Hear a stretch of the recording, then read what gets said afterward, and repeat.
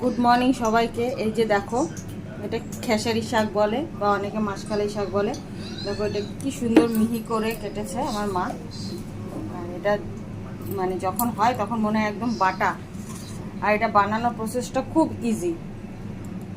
এই যে কড়াইতে তেল দিয়েছে, এটা দিয়ে একটু নাড়িয়ে পিঠালি দিয়ে দিবে, ব্যাস হয়ে যাবে এটা বানানো। এই যে এখন এটার মধ্যে এই শাকের মধ্যে একটু ধনেপাতা কুচি দিয়েছি আর লঙ্কা কুচি। এই যে দেখো শাকটা দিলে নুন দিয়ে সামান্য একটু হলুদ দিল, নুন দিলে। এই শাকটা বানানো খুব ইজি আর টাইমও বেশি লাগে না। এই যে নাড়াচ্ছে, একটু নাড়িয়ে নিল।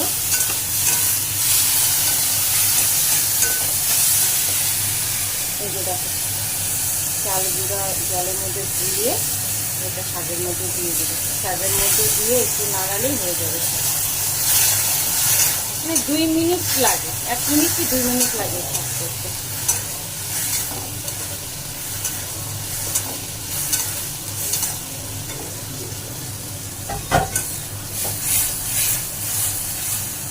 হয়ে গেল শাক।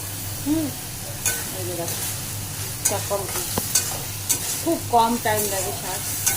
এই কারণে কম টাইম লাগে কারণ শাকটাকে খুব মিহি করে কাটে। শাকটা মোটা মোটা করে কাটলে টাইম বেশি লাগতো, আর শাকটা খুব মিহি করে কাটে বলে তাড়াতাড়ি হয়ে যায়।